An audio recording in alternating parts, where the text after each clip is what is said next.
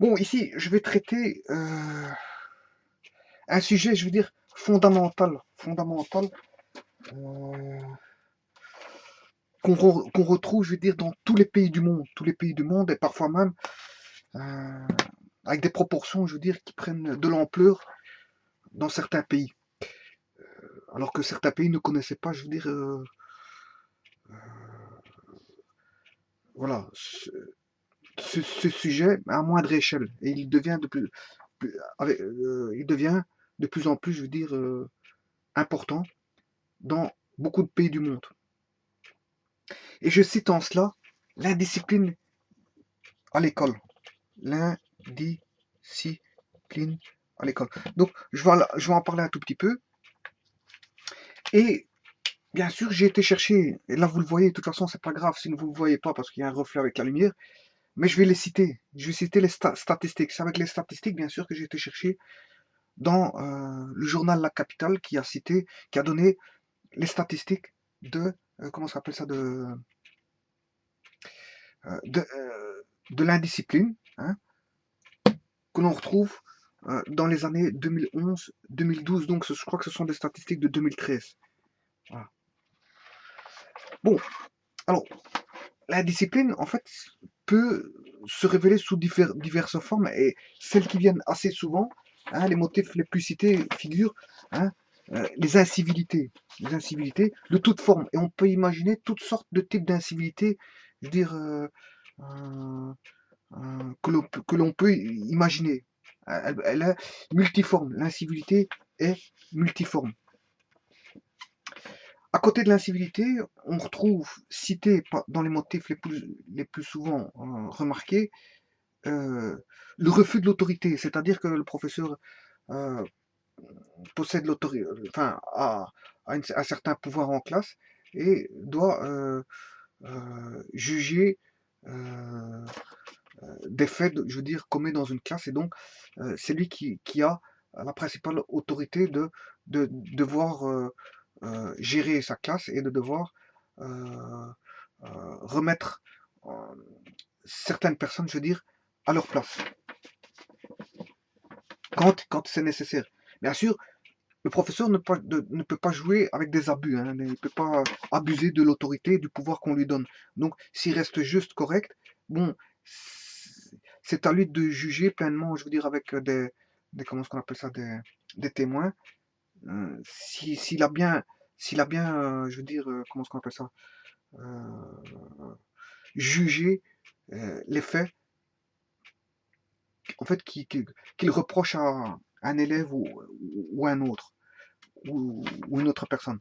Bon, donc il y a des personnes qui refusent l'autorité systématique. Bon, on peut refuser l'autorité parce qu'on pense qu'on n'est pas dans ses torts, hein, on peut se défendre, mais si maintenant, si ça devient systématique, on peut se poser la question sur la personne si elle ne refuse pas l'autorité. Euh, voilà. Et il y a peut-être un conflit entre la personne et le professeur, et donc je veux dire, la personne se referme sur elle-même et refuse tout type d'autorité. Alors, à côté de ça, on retrouve aussi dans les faits les plus cités euh, la perturbation systématique des cours par des manières, par encore une fois une multitude de manières possibles de façon à perturber les cours. C'est-à-dire que, bien sûr, on n'est pas à l'université, enfin, le secondaire n'est pas l'université, et l'université, les cours se passent ex cathedra. Ex cathedra, ça veut dire qu'on a un professeur qui donne son cours en tant que maître et les élèves écoutent et ne perturbent pas le professeur à aucun moment concernant une question ou l'autre. Ils doivent attendre la séance terminée pour rencontrer le professeur ou des assistants pour avoir des explications complémentaires concernant certaines questions. Mais dans les écoles secondaires,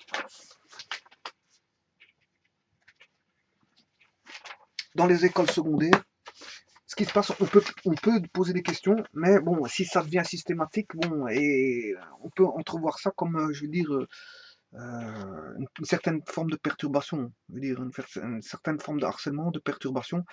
Et donc, c'est le professeur qui doit juger si la personne qui est en face a des intérêts à poser des questions pour apprendre ou des intérêts de questions pour perturber le cours, pour pas que le cours avance, pour pas que le cours se fasse correctement.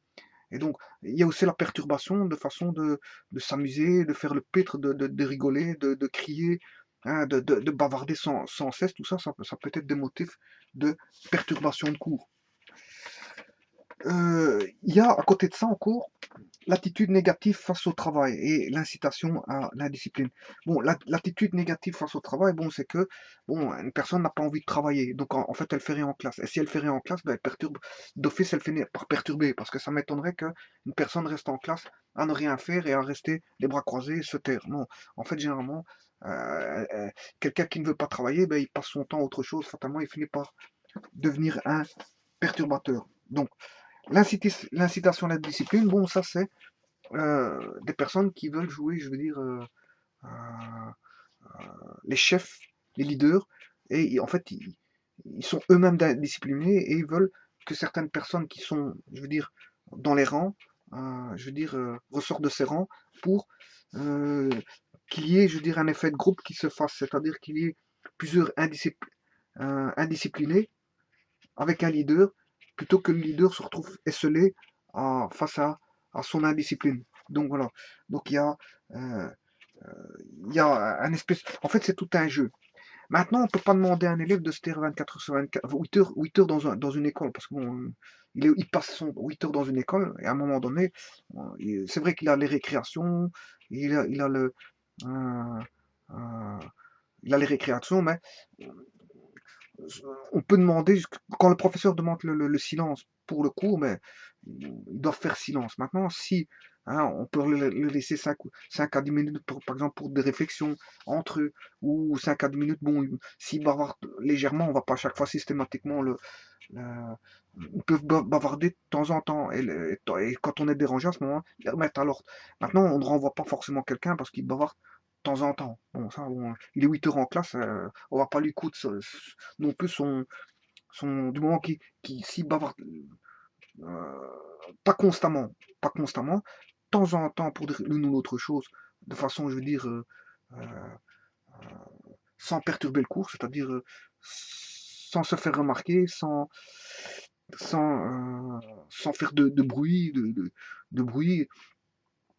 et sans que, je veux dire, le local soit pris par des échos de bavardage, ou que le professeur bon, n'arrive plus à parler parce que ou d'entendre les questions des personnes du fait qu'il y a trop de bruit, hein, bruit, je veux dire, causé par une indiscipline, c'est-à-dire bon, soit du bavardage intempestif à haute voix, ou soit des bruitages en classe.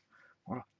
Donc en fait, c'est toutes les indisciplines je veux dire, qu'on peut remarquer maintenant. Une indiscipline peut, bon, peut-être, je veux dire, être remarquée. On fait la remarque à la personne et qu'on a en face, et en fait, on essaie de réagir en tant que personne responsable, en tant qu'autorité, et de faire remarquer que euh, euh, la personne doit se ressaisir de façon à écouter les cours et de s'intéresser, je veux dire, à ce que le professeur, je veux dire, est en train euh, de donner, de donner comme cours. Voilà. Mais il n'en est pas.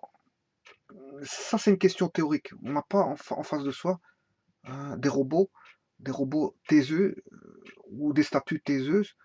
Non, on a affaire en face de nous, enfin, en face, les professeurs ont en face d'eux, donc des personnes, donc fatalement, qui peuvent à un moment donné discuter, parler, rire. Bon, ça peut arriver, mais faut pas que ça prenne des proportions telles que le cours ne puisse plus se faire, et de proportions telles que ça devient systématique, c'est-à-dire genre harcèlement. Harcèlement.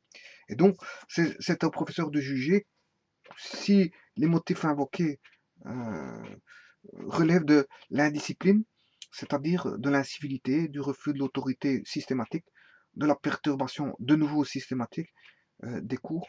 Attention que bon, les parents d'élèves ramènent leurs enfants dans les écoles pour qu'il y ait, je veux dire, tout d'abord, euh, euh, donc un aspect social des élèves, qui soient en contact avec d'autres élèves, et pour apprendre donc l'apprentissage de la vie sociale en groupe. Un, deux, je veux dire, le deux, c'est que, je veux dire, les familles ramènent leurs enfants à l'école pour avoir une certaine éducation, donc le professeur doit de recadrer, hein. L'éducation est une histoire, je veux dire, constante, hein. L'éducation ne s'arrête pas. C'est pas parce qu'on est jeune que qu'on arrive à un certain âge qu'on n'a plus d'éducation à recevoir. Même les adultes, parfois, ils doivent recevoir de l'éducation, hein. L'éducation est là, toute notre vie, elle est là pour, je veux dire, je veux dire, être remise au pilori pour que, je veux dire, euh, des termes comme le respect d'autrui, l'entraide, euh, euh, enfin, il y a toutes des terminologies comme ça qui viennent faire en sorte que l'éducation, je veux dire, se construit. L'éducation se construit par une certaine culture, une certaine civilité, une certaine, certain altruisme, euh, certaines attitudes face au travail, face à la société, certaines attitudes face à, à beaucoup de choses. Beaucoup de choses. Donc il y a à boire et à manger. Voilà, il y a à boire et à manger. Donc l'éducation se construit constamment.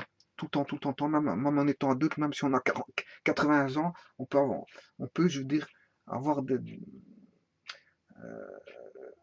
certaines remarques d'autres personnes qui peuvent relever de l'éducation, bien que la personne a 80 ans. Voilà, donc l'éducation, c'est constamment. Donc, mais à l'école, on va rechercher aussi, bien sûr, un savoir et un savoir-faire, hein, un savoir-faire au travers d'exercices pratiques sur des appareillages, sur des outillages, sur des bancs d'essai, sur cahier. On peut faire des exercices pratiques sur cahier, hein. Je veux dire, l'exercice pratique de laboratoire, des exercices pratiques de d'atelier, hein, exercices pratiques de toutes sortes, de toutes sortes. Atelier carrosserie, atelier chauffage, chauffage, et atelier froid industriel, atelier maçonnerie, atelier soudure, atelier euh, plomberie, atelier euh, coiffure, atelier électricité, atelier électronique, laboratoire d'électronique, euh, atelier de d'ardoisier zingueur, atelier de charpentier, etc., etc. Bon, les ateliers, on a mille et une types d'apprentissage. Il y a plus des milliers de types différents d'ateliers. Comme il y a on peut distinguer pas mal de laboratoires aussi. Laboratoire de physique, laboratoire de chimie, laboratoire d'électronique, laboratoire voilà, d'hydraulique, laboratoire euh, de froid industriel, parce qu'on peut jouer en atelier de froid industriel comme, enfin, on peut se retrouver dans des ateliers de froid industriel comme des laboratoires de froid industriel. Voilà. Voilà, donc maintenant, je vais citer les statistiques de 2011-2012 qui vient de la capitale. Et en fait, vous pouvez voir que en 2011-2012, faut dire d'abord qu'il y a plus de 2000 élèves qui ont été exclus pour raison de discipline en Wallonie et à Bruxelles. Donc ça, c'est en 2012. Plus de 2000 élèves. Voilà. Quand j'entends 2000, c'est entre, bon, est-ce que c'est 2000, 2200, 2300, 2400, on verra.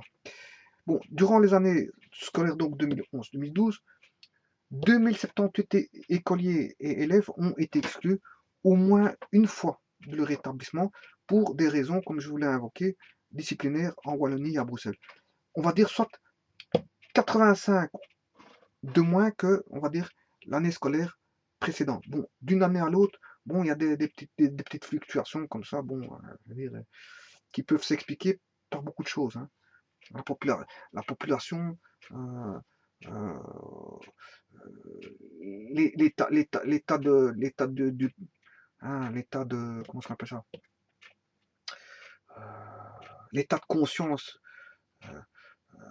des personnes à l'école pendant, lors d'une année scolaire, hein, elle n'est pas la même d'une année à l'autre. Enfin, on peut expliquer, on peut donner une multitude de raisonnements, de raisons pour lesquelles, pourquoi il y a moins de renvoyés par rapport aux autres années. Bon, peut-être que les écoles ont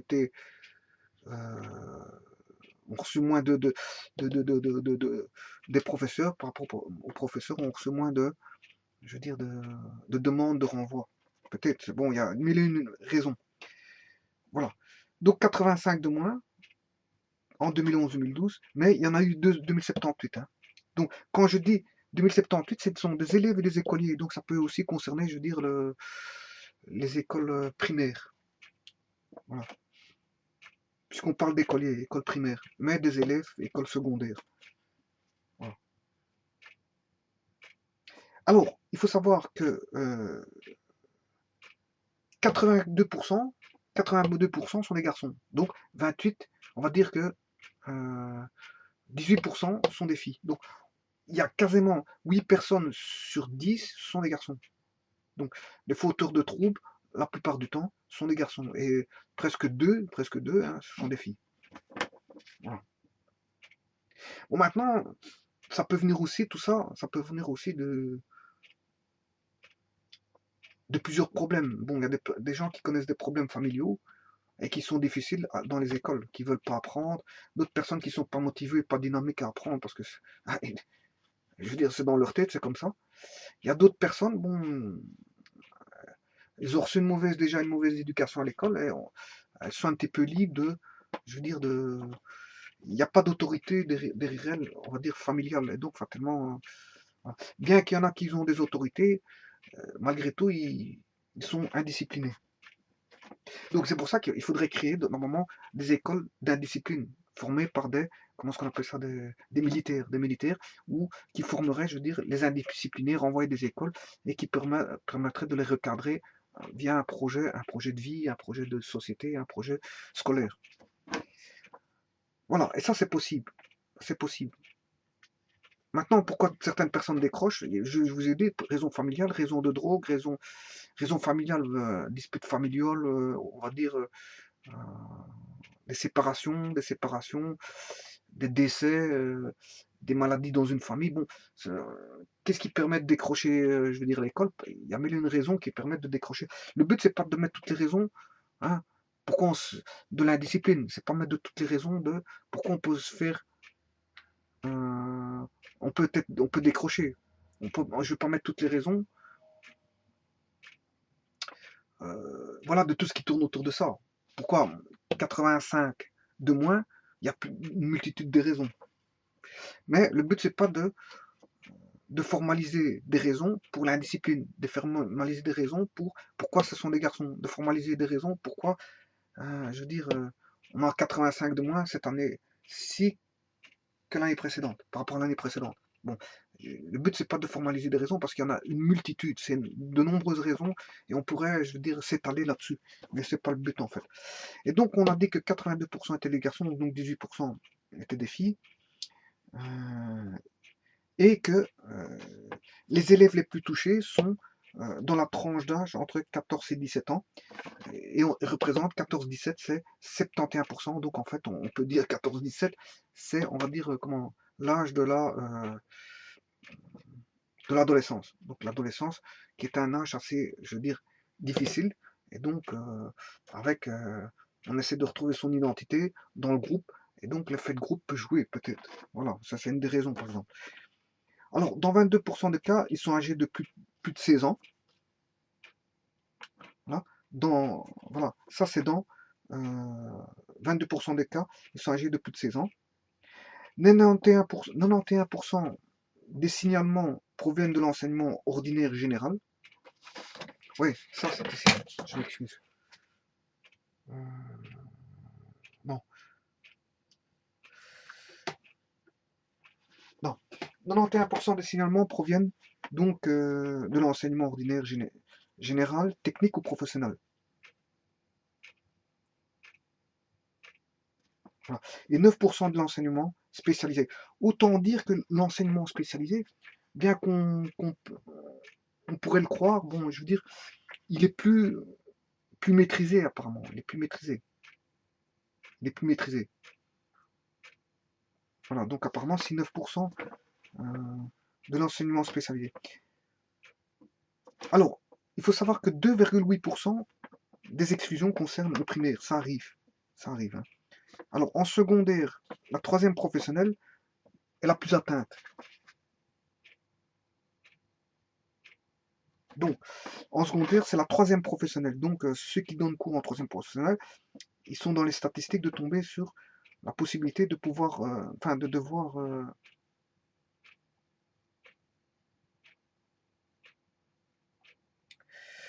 je veux dire, exclure une personne. Donc on retrouve en secondaire la troisième professionnelle qui est la plus atteinte avec 15,7%, suivie par la première complémentaire.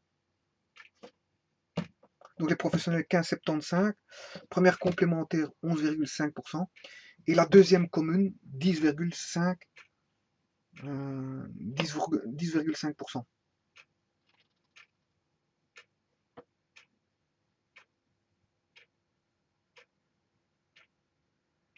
Bon là encore on peut donner des explications à tout ça, mais j'éviterai d'en donner ces raisons-là. Les statistiques-là n'ont pas donné de raison, mais je peux en trouver. Hein, pourquoi l'une ou l'autre raison, mais je vais m'atteler à respecter uniquement les statistiques sans, je veux dire, étaler les diverses raisons, parce qu'il y en a mille et une raisons. Voilà.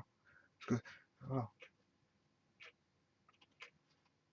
Alors, c'est à Bruxelles, on va dire 575 élèves pour 191 633 élèves que l'on enregistre, on va dire, proportionnellement le plus d'exclusion.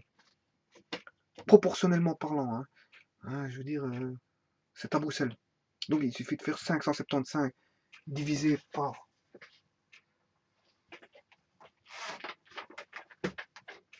à Bruxelles, c'est 575 divisé par 191 633. On va voir cette proportion. 575 divisé par 191 633. Je fais x 100. Ce qui fait 0,3% d'exclusion. Maintenant, en ENO, 649 divisé par 261 049.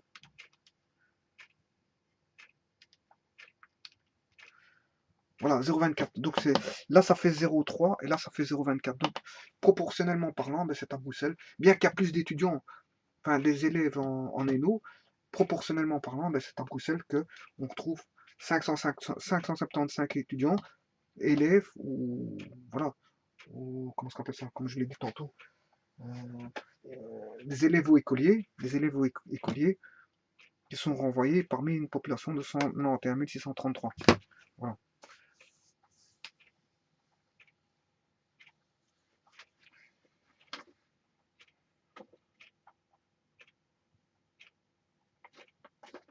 Bon, maintenant,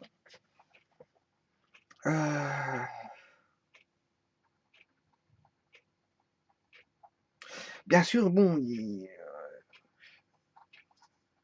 y a, comment est-ce qu'on appelle ça, bon, il y a des soucis aussi des personnes qui viennent de zones défavorisées, bon, voilà, et en fait, quand on arrive qu'on vient d'une zone défavorisée, normalement, il faut doubler d'efforts pour essayer justement de s'en sortir et pas, je veux dire, tomber dans des régimes d'influence faits par certaines personnes qui vous font en sorte que vous tombez dans l'indiscipline. Voilà. Donc, est-ce que les régions ont à voir dans tout ça? Ça se discute, ça peut se discuter. Parce que on retrouve quand même des gens de bonne famille, hein, qui ont dire de bonnes situations familiales, de bonnes situations sociales, et qui malgré tout, je veux dire, se font exclure de certaines écoles. Donc, ça n'explique pas forcément, je veux dire, que certaines personnes qui viennent de régions défavorisées, qui se font exclure. Non. Il faudrait faire des études là-dessus parce que j'en sais pas plus. Les statistiques ne donnent que des chiffres et ne donnent pas de raison, ce qui est malheureux ici.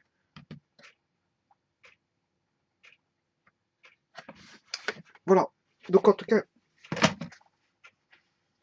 ça c'est un très bon sujet qui peut être traité, je veux dire. Mais donner des chiffres, ça ne suffit pas, hein, parce que bon, la capitale, le journal La Capitale donne des chiffres qui viennent de, je ne sais pas quel institut de statistique, peut-être de la Fédération Wallonie-Bruxelles, je ne sais pas d'où ce que ça vient, ça en fait. Euh, oui, c'est la Fédération Wallonie-Bruxelles qui communique ces chiffres. Voilà, qui communique ces chiffres. Elle communique, mais bon, ça ne vient pas, je veux dire, parce que d'un institut de statistique qui peut donner, je veux dire, des pistes pour lesquelles les raisons de ces chiffres, les raisons de cette indiscipline, et comment, je veux dire, le comment, ça m'étonnerait que ce soit, je veux dire, l'institut de sondage qui ferait, je veux dire, l'institut de sondage peut sonder, je veux dire, les personnes, hein, sans faire référence à la région wallonne. La région wallonne a cette statistique, bien sûr, via les écoles. Hein. Enfin, la Fédération Wallonie-Bruxelles, je m'excuse. La Fédération Wallonie-Bruxelles a ces statistiques au travers des écoles, puisqu'en fait, elle connaît tous les chiffres de différentes écoles, puisque c'est elle qui gère ça. Mais si maintenant, indépendamment de ça, il y a un institut national de statistiques qui prend en charge ces chiffres-là, enfin, qui les prend pas en charge, mais qui recommence, oui, qui les prennent en charge, mais en même temps qui recommence l'étude en allant sonder les personnes pour lesquelles c'est arrivé tout ça, et de savoir quelles ont été les raisons, hein, comment on appelle ça, de l'indiscipline de la personne, son statut social, son, son statut familial, son statut, euh, d'étudier tous les différents statuts, je veux dire, de la personne, et à partir de là, de tirer des conclusions par rapport aux données statistiques. Et à partir de là, renvoyer vers non plus la Fédération Wallonie-Bruxelles, mais une institution spécifique qui pourrait, euh, euh, ou même une institution ministérielle qui pourrait, on va dire, tirer des conclusions et donner des voies et moyens à suivre pour, je veux dire, de réguler cette indiscipline. De l'indiscipline, il y aura toujours. Toujours. Il y aura toujours des renvoyés, des refus, des renvoyés, etc., etc. Mais, je veux dire, on peut réduire, si on connaît les causes, les réduire et de savoir comment, je veux dire, il faut euh, euh, réagir à de tels problèmes. Maintenant, sans faire référence à un institut de sondage ou aux caisses, l'idéal, c'est, comme je l'ai dit auparavant, c'est de créer un institut, je veux dire, de personnes euh, qui ont du mal à s'intégrer dans une école pour diverses raisons. Hein, parce qu'il s'agit ici d'intégration de personnes, euh, je veux dire, à multiples raisons. Hein. Il peut y avoir des troubles familiaux, des troubles psychologiques, il peut y avoir des troubles pécuniaires, des troubles hum, d'être au sein d'un groupe, des troubles. Enfin, il y a mille et une façons, une raison qu'une personne ne peut pas s'insérer dans une école. À ce moment, on la ramène dans une école spécialisée, hein, entourée de militaires, de personnes ayant une forte autorité, de façon à ce que, je veux dire, si l'autorité de l'école ne marche pas, mais on essaie une autre autorité pour essayer de recadrer la personne jusqu'à ce que la personne, je veux dire, soit recadrée au bout de quelques années. Ça peut arriver. On peut recadrer une personne, je veux dire, pour autant que, je veux dire, on soit toujours derrière la personne et je veux dire, qu'on travaille cette personne-là, je veux dire, d'une multitude de façons possibles. Psychologiquement, euh, je veux dire, au moyen de l'éducation, au moyen du sport, au moyen de, hein, je veux dire, euh, au niveau du social, etc., on peut changer la personne de façon à ce que je veux dire, euh, voilà, du sport. Euh, Maintenant, indiscipline, ça ne veut pas dire que la personne ne peut pas faire du sport. Hein. La personne indisciplinée, dans une institution spécialisée créée de toutes pièces pour ça, elle devrait faire du sport. Elle devrait comment on appelle ça, évacuer on va dire par exemple, le surplus d'énergie qu'elle aurait, l'évacuer sur le sport, euh, sur beaucoup de choses. Voilà. sur du savoir-faire, sur de la peinture, surtout, il y a mille et une façons d'évacuer, je veux dire, son énergie, le sport, la musique, la peinture, voilà, l'apprentissage, tout. Il y a il y a des milliards de choses sur Terre on peut les voyages, etc. Patrala.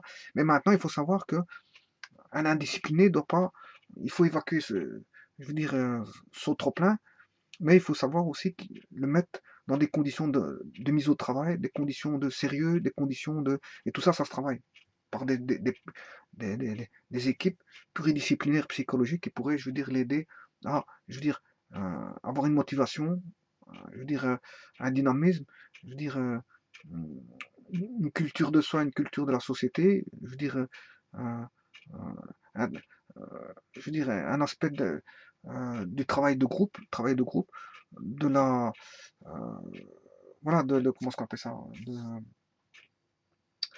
euh, de donner, je veux dire, de mettre en œuvre ses capacités, mettre en œuvre ses capacités, mais faire acquérir des capacités avant de mettre en œuvre des capacités. Il faut les faire acquérir, euh, non pas par la force, mais par, je veux dire, des cultures spécifiques psychologiques qui pourraient amener la personne à être ramenée à des épreuves de scolarité, donc d'apprentissage et surtout de, euh, de, de bannissement d'indiscipline. Bannissement d'indiscipline. Hein. Par exemple, une des causes de l'indiscipline, c'est de dire tout ce qu'on pense à haute voix. La personne, par exemple, psychologiquement, ne s'arrête pas. Elle se dit pas ici, bon, ça je peux dire, ça je peux pas dire. Voilà, tout ce qui sort de sa tête, bon, il le dit. Et alors, ce qui est plus grave, si ça devient des actions, là c'est encore plus grave. Parce que quand il y a des passages dans sa tête d'imbécilité et qui met en action, là, ça peut devenir, je veux dire, catastrophique. Hein. Donc à ce moment-là, je veux dire, il faut euh, essayer de tenter de refaire trouver un certain esprit via des écoles d'indiscipline, de discipline, des écoles de discipline, euh, avec plusieurs, je veux dire, plusieurs cadres à l'intérieur, hein, des cadres avec autorité militaire, autorité sportive, autorité, euh, bref, qui serait suivi avec une autorité qui lui ferait remarquer que, bon, il peut pas dire ce qu'il veut, il peut pas agir comme il veut, que, je veux dire, il y a des règles à respecter, les règles fondamentales à respecter, qu'il doit se respecter et respecter, je veux dire, le groupe, les autres, et que, en dernier recours, s'il n'est pas capable de, je veux dire, de se discipliner au bout d'un cursus disciplinaire, c'est qu'il faudrait le refaire passer vers une institution qui est une institution, je veux dire, psychiatrique. Voilà, parce que bon, si à un moment donné, hein, il passe 3 ans, ou 4 ans ou 5 ans à je veux dire, une structure spécifique de mise à l'épreuve pour acquérir une certaine discipline, si au bout de 5 ans il s'en sort toujours avec les mêmes, comment on appelle ça, les mêmes réflexes d'indiscipline, à ce moment-là, euh, on peut pas l'insérer dans la société, on peut pas l'insérer dans une école, on doit l'insérer dans un centre psychiatrique parce qu'en fait, c'est plus un problème psychiatrique, je veux dire, euh, à résoudre, à résoudre. Parce que là, il pourrait même devenir dangereux pour la société, à commettre des méfaits au niveau social et à commettre, je veux dire, pire encore. Pire encore. Voilà, donc ici, maintenant, il peut avoir des erreurs de parcours. Hein. Quelqu'un se fait renvoyer d'une école. Moi, il change d'école et il est mieux là-bas dans cette école parce que peut-être qu'il ne s'entendait pas bien avec un professeur et il s'est disputé avec un professeur. Ça peut arriver, ça. Mais maintenant, s'il va dans toutes les écoles qui se battent avec tous les professeurs, bon, là, on peut pas dire que ce sont les professeurs qui sont en tort. Hein. Il peut avoir un professeur, un cas de professeur qui peut être en tort, bien sûr. Hein. Je veux dire, on peut pas mettre tout sur les élèves, mais il y a des cas de figure où certains professeurs sont en tort. Mais s'ils changent d'école, que ça devient systématique, là on peut dire que bon, c'est. Il peut avoir des erreurs de parcours. Hein. Il y a des personnes qui change d'une école à l'autre. Pourquoi? Parce qu'en fait, il ne s'insère pas, en fait. Il ne s'insère pas.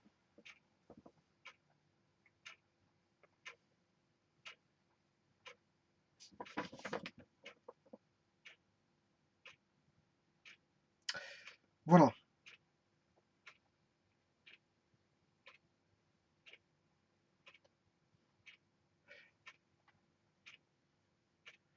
Je crois que j'ai tout dit concernant, je veux dire, euh,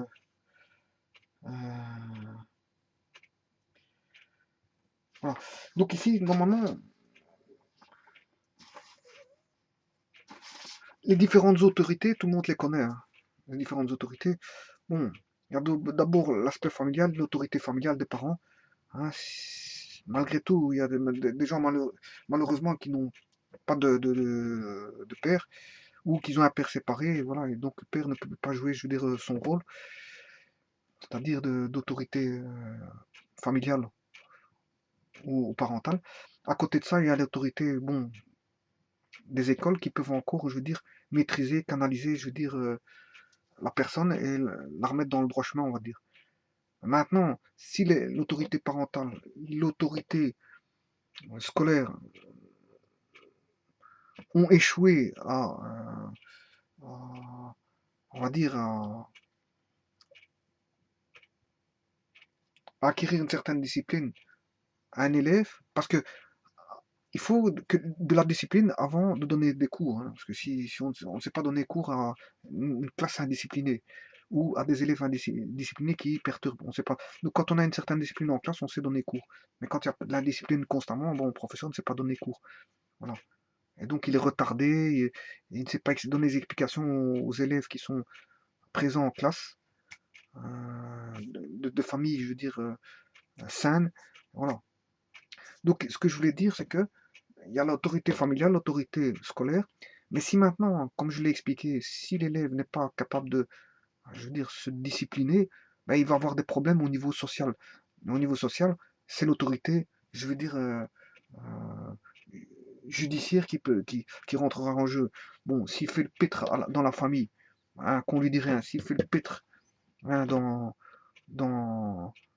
les écoles, ben, il fera le pitre au niveau social. Et s'il fait le pitre au niveau social, si il commet un acte grave, ben bon, je veux dire, qu'est-ce qui peut l'arrêter? Ben, on va dire c'est le pouvoir judiciaire. Le pouvoir judiciaire qui va peut-être l'arrêter une fois, hein, qui va le mettre, hein, je veux dire, à l'épreuve une fois, mais l'autorité judiciaire ne va pas le mettre à l'épreuve 10 fois, parce qu'après, c'est des condamnations qui vont commencer à tomber, et parfois, avec les récidives, ça va être des lourdes condamnations. Voilà. Voilà. Et donc, il y a toute une série de problématiques liées, je veux dire, fatalement à l'indiscipline, hein. On peut rencontrer aussi les problèmes de drogue. Les gens qui sont drogués, qui vont à l'école, bon, il ferait mieux de résoudre leurs problèmes de drogue avant de s'insérer euh, dans une classe. Et les problèmes de drogue, généralement, ces problèmes-là, il faudrait créer, je veux dire, encore une fois, une institution spécifique pour ceux qui ont des problèmes de drogue et de résoudre les problèmes de ces gens-là jusqu'au moment où ils s'en sortent. Quand ils s'en sortent, à ce moment-là, hein, quand ils ont l'esprit sain, ils peuvent, je veux dire, rentrer dans un cadre social, un cadre social, et donc venir apprendre, faire de l'apprentissage, apprendre, je veux dire, un métier, apprendre des connaissances, du savoir et autres et autres. Voilà. Hum.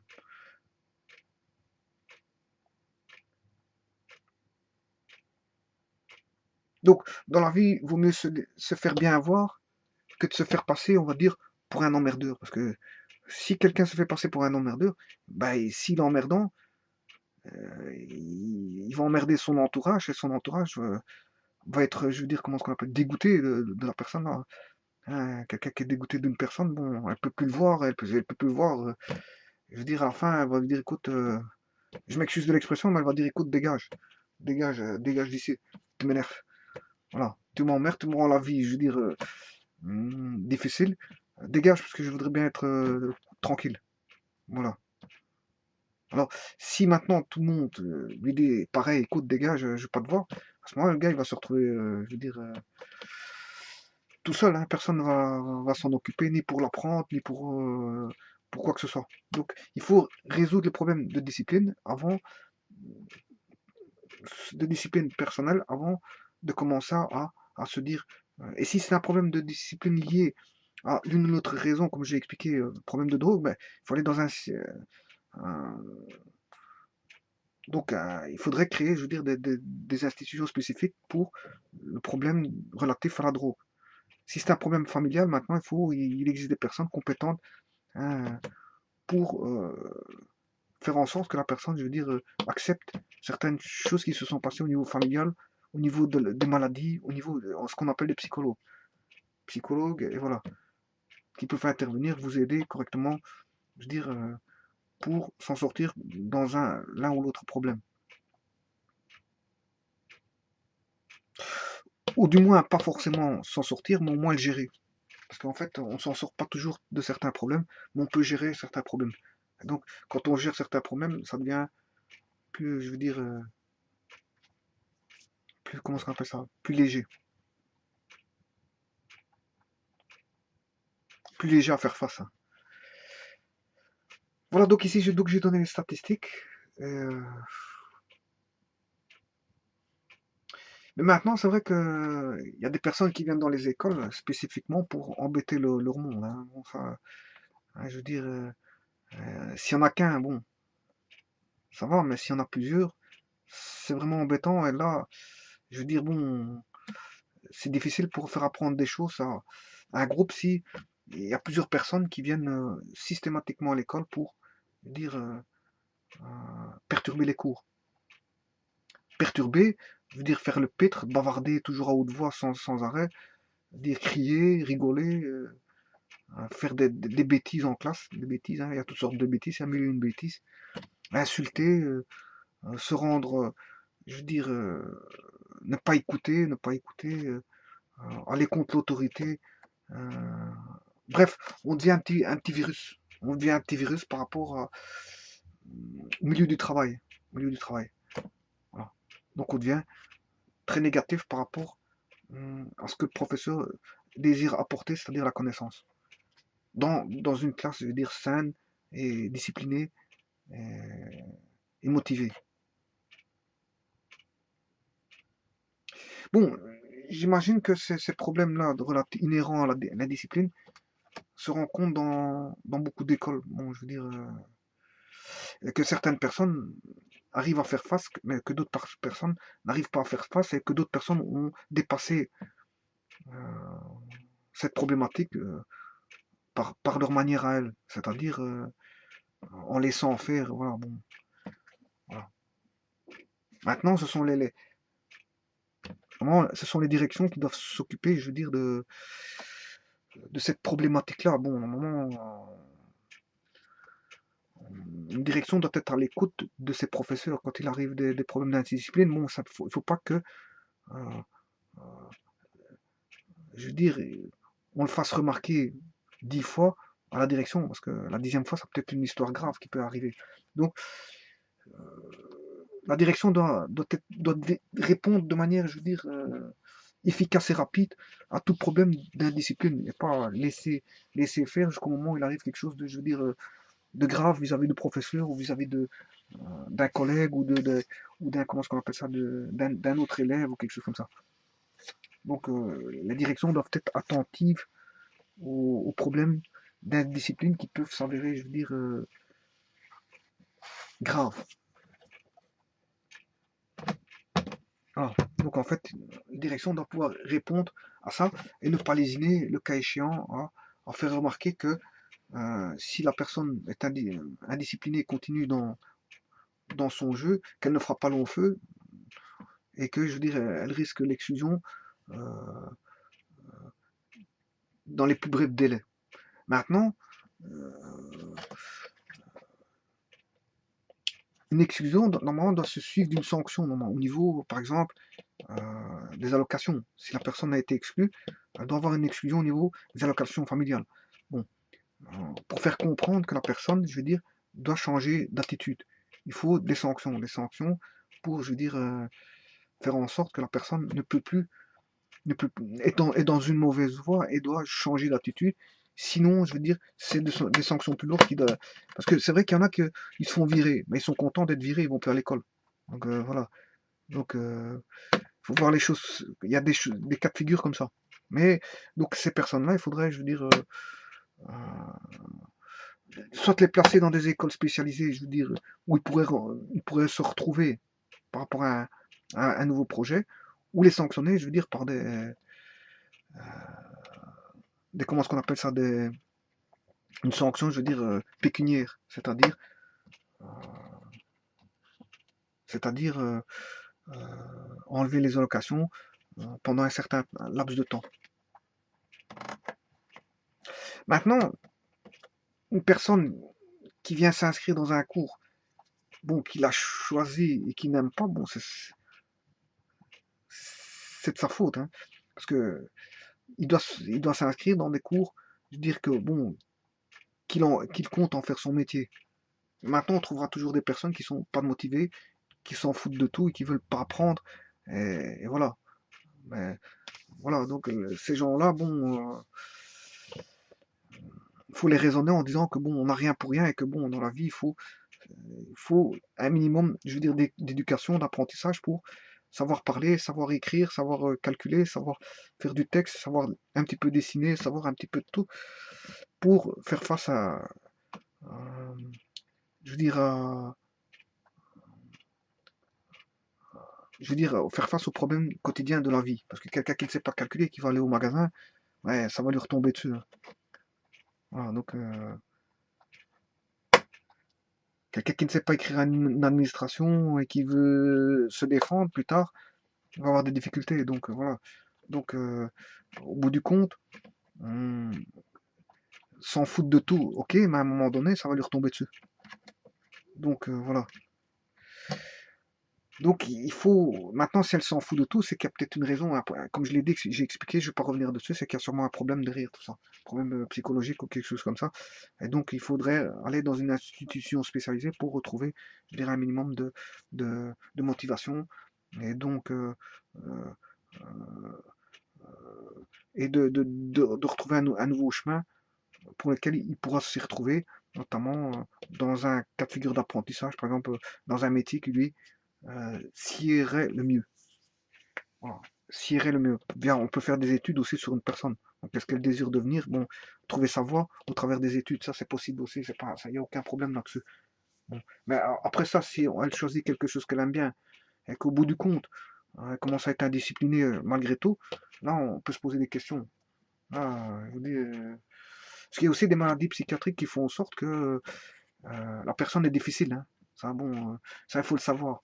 Donc à ce moment-là, hein, il faut extirper cette personne-là, ne pas le mettre dans un environnement où, je veux dire, l'environnement va être pollué. Donc à ce moment-là, il faut le retirer et mettre dans des institutions spécialisées où on va s'en occuper.